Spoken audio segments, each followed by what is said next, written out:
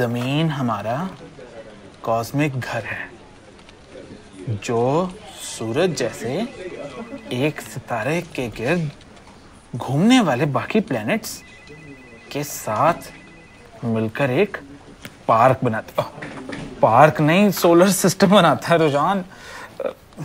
आगे क्या था? लेकिन क्या सूरज वाहिद ऐसा स्टार है जिसके पास प्लैनेट्स हैं? अब इसका क्या जवाब था? सरप्राइज! हेलो! ओहो, क्या हुआ रुशान? आज तुम इतने परेशान क्यों लग रही हो? डॉक्टर साहिबा, आप यहाँ स्टूडियो में? मैं तो सीधे पास ही सौदा लेने निकली थी, तो सोचा जरा रास्ते में तुमसे भी मिलती हूँ। बहुत अच्छा किया आपने डॉक्टर साहिबा। मैं एक्सो प्लैनेट्स के ऊपर एपिसोड रिकॉर्ड करना चाह रहा था, वो मुझे समझ नहीं आ रही थी कि क्या बोलना है। आप मुझे कोई थोड़ा सा रिफ्रेशर दे सकती हैं? अरे ऑफ कोर्स रुशान, मैं तुम्हें सब याद दिला दूंगी।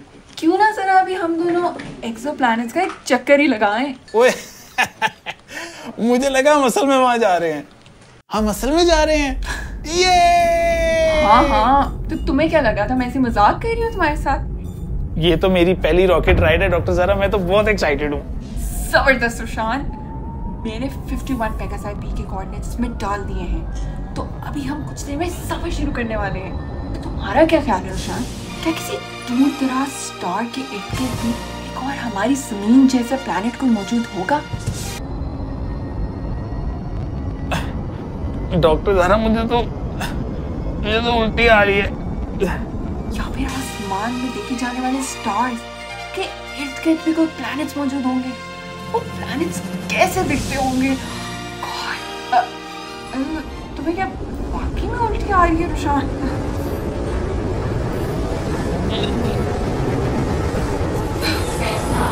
ये सब छोड़ो। 4, 3, रेडी हो जाओ रोरो। 2, 1, लिफ्ट ऑफ।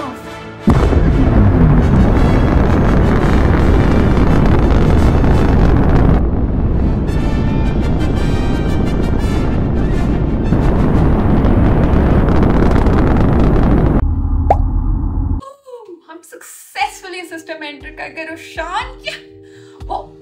लेकिन तुम ठीक तो हो ना? यूजुअली हाइपर ड्राइविंग स्पीड से लोग जरा हिल से जाते हैं। थोड़ी सी उलट पुलट वाली फीलिंग्स आ रही हैं, लेकिन वैसे मैं ठीक हूँ। चलो शुक्र है। अब रुशान उधर जरा खिड़की से बाहर देखो, वो तुम्हें प्लैनेट्स नजर आ रही हैं? ऐसे प्लैनेट्स जो सूरज के अलावा किसी और स्टार के इर्द गिर्द ऑर्बिट कर रहे हो, उनको हम एक्सोप्लैनेट्स कहते हैं। एक्सो का मतलब बाहर और प्लैनेट का मतलब प्लैनेट, यानी कोई भी ऐसा प्लैनेट जो हमारे सोलर सिस्टम से बाहर हो और सूरज के अलावा किसी और स्टार के इर्द गिर्द चक्कर लगा रहा हो। आज से बहुत साल पहले 1995 में साइंटिस्ट ने बहुत ताकतवर और मॉडर्न टेलीस्कोप्स की मदद से एक सूरज से मिलते जुलते सितारे का गिर्द पहला एक्सोप्लैनेट डिस्कवर किया था। उन्होंने इस स्टार का नाम 51 पेगासाई रखा और इसके एक्सोप्लैनेट का नाम 51 पेगासाई बी रखा। लेकिन तुम्हें पता है, ये एक्सोप्लैनेट बिल्कुल जमीन जैसा नहीं है, बल्कि ये तो जुपिटर की तरह है, एक बड़ा सा गैस का बना हुआ प्लैनेट जो बहुत गर्म भी है। और तो और ये हमारे सोलर सिस्टम से तकरीबन 48 लाइट ईयर्स दूर है। यानी अगर तुम और मैं इस पे गाड़ी पे जाना चाहें तो हमें 32 करोड़ साल लग जाएंगे रुशान। हैं? लेकिन डॉक्टर ज़ारा, हम तो मेरा ख्याल है 30 सेकंड में यहाँ पहुंच गए। अरे हर किसी के पास रॉकेट शिप नहीं होती ना रुशान, इनसेंसिटिव ना बनो। ओहो, सॉरी। लेकिन डॉक्टर ज़ारा, मैंने तो कभी आसमान में किसी स्टार के गिर्द कोई छोटे छोटे प्लैनेट्स घूमते भी नहीं देखे, ना ही मैंने अपने टेलीस्कोप से कभी उनको देखा है, तो मुझे कैसे पता कि वो वहां पे हैं? Good question. आओ जरा आप किसी डिफरेंट सिस्टम में चलते हैं।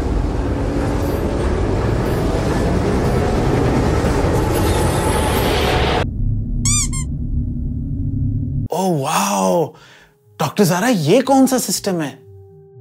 ये है सुपर सैटर्न। क्या कमाल का प्लैनेट है यार। इसका नाम J1407 भी है। ऐसा लग रहा था किसी का फोन नंबर बता रही हूँ। और ये जमीन से 451 लाइट ईयर्स दूर है। साइंसदान इसको सुपर सैटर्न कहते हैं क्योंकि इसकी रिंग्स सैटर्न से 200 गुना ज्यादा बड़ी हैं।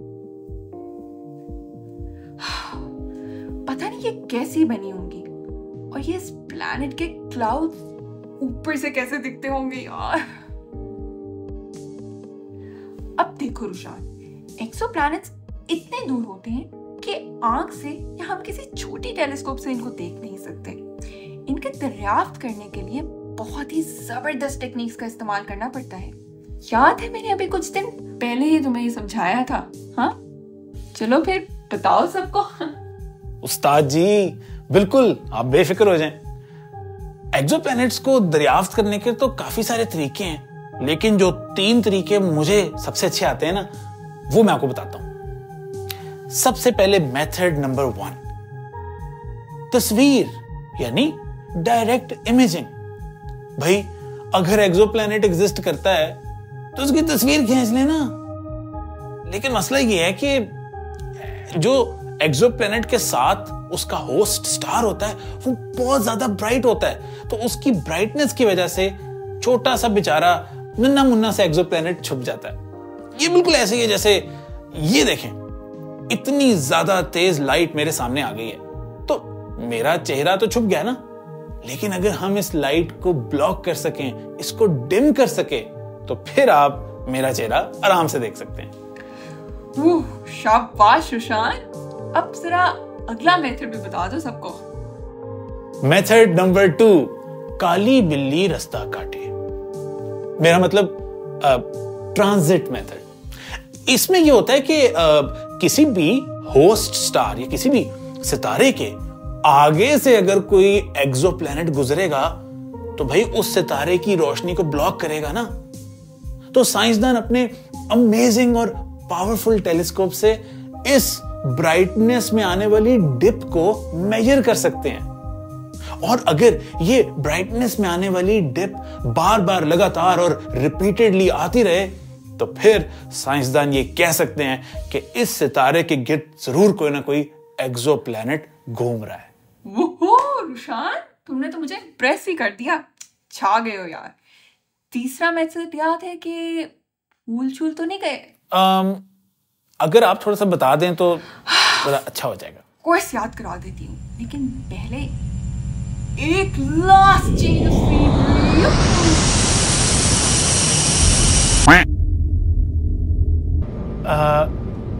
क्या ये केपलर 22b है? जी हाँ जनाब, ये केपलर 22b ही है। अब जरा थर्ड मेथड की थोड़ी बात कर लें। बिल्कुल, क्यों नहीं। तो थर्ड मेथड है द वॉबल मेथड। इमेजिन करें एक स्टार और इसके इर्द गिर्द एक प्लैनेट घूम रहा है। घूमते हुए प्लैनेट की ग्रेविटी की वजह से थोड़ा सा तो ये स्टार भी हिलेगा ना, ऐसे ऐसे ऐसे। तो जैसा कि आप देख सकते हैं, अगर एक सितारा ऐसे वॉबल वॉबल वॉबल कर रहा हो तो साइंसदान ताकतवर टेलीस्कोप की मदद से इस वॉबल को नाप सकते हैं और ये पता लगा सकते हैं कि शायद ये वॉबल किसी प्लैनेट की वजह से तो नहीं। ओह नो, मैं तो खबरों के लिए लेट हो गया हूँ। ओहो, मैं तो भूल ही गई थी। रुको, मैं अभी स्पीड मारती हूँ।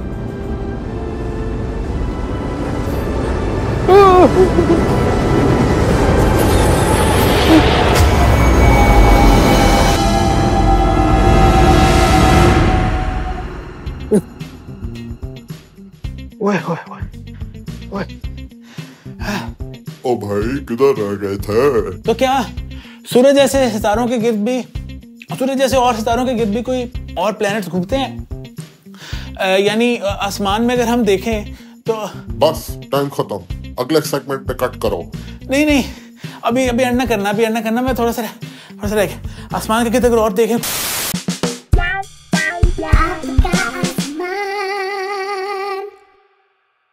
अगस्त के लास्ट वीक में आसमान पे कुछ बहुत ही खास दिखने वाला है। जी हाँ, तो 28 अगस्त की सुबह को अगर आप जल्दी उठ जाते हैं तो आपको आसमान में 1, 2, 3, 4, 5, 6 प्लैनेट्स एक साथ दिखाई देंगे। इसके लिए आपको ईस्ट डायरेक्शन में देखना है। सनराइज से लगभग 1 घंटा पहले तो आपको जमीन के पास सबसे पहले तो मर्क्यूरी दिख जाएगा, अगर सामने कोई बिल्डिंग्स या कोई पेड़ वगैरह नहीं है तो। थोड़ा सा ऊपर आप देखेंगे चांद के पास आपको 2 और प्लैनेट्स दिखेंगे, मार्स और जुपिटर। थोड़ा सा और दूर आप देखेंगे वेस्ट डायरेक्शन के साइड, लेकिन सर के ऊपर तो आपको यूरेनस और नेपट्टून भी मिलेंगे देखने को, पर उसके लिए आपके पास टेलीस्कोप चाहिए, क्योंकि ये प्लैनेट्स हमसे इतने दूर हैं तो आसमान में थोड़े छोटे और डिम दिखते हैं। और फाइनली वेस्ट वाले डायरेक्शन में आपको सैटर्न देखने को मिलेगा।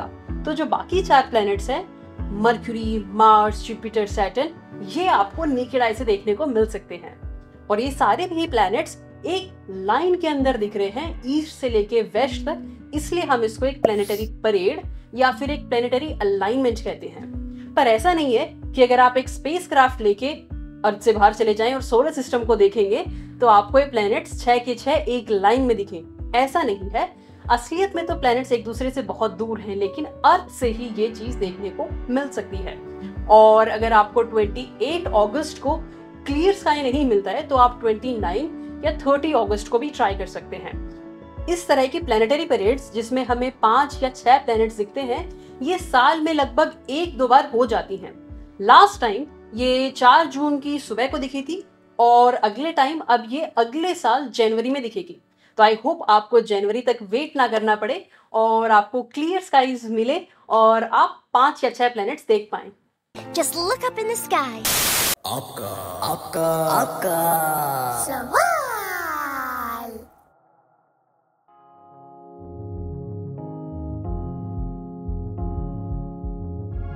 मेरा आज का सवाल है कि ये असली बात है, अगर 2 डेड ब्लैक होल जब कंबाइन होते हैं एक वाइट होल बनता है, और जब 2 डेड वाइट होल्स बनते हैं क्या एक वर्म होल बनता है?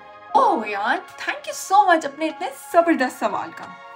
तो जी ऐसा होता है कि जब 2 ब्लैक होल मिलते हैं या कोलाइड करते हैं तो वो वाइट होल तो नहीं बनाते, लेकिन वो बहुत ज्यादा एनर्जी और ग्रेविटेशनल वेव्स रिलीज करते हैं। ये वही ग्रेविटेशनल वेव्स हैं जिनको लाइगो लैब में स्टडी भी किया जा रहा है। व्हाइट होल साइंस में एक बहुत कूल आइडिया है, मगर अभी तक किसी साइंसदान ने इसको नहीं देखा, इसलिए हमें नहीं पता कि ये वाकई में एग्जिस्ट भी करते हैं कि नहीं। और वर्म होल्स भी बस एक इंटरेस्टिंग सा आइडिया है जिसको हम स्पेस टाइम में एक ऐसा टनल या सुरंग कहते हैं जो यूनिवर्स में लंबे लंबे सफर के लिए शॉर्टकट बना सकते हैं। लेकिन अभी तक हमें ना तो व्हाइट होल्स का कोई वजूद मिला है, ना ही वर्म होल्स का। तो भाई ब्लैक होल्स, व्हाइट होल्स और वर्म होल्स मुख्तलिफ चीजें हैं और ये एक दूसरे में नहीं चेंज होती।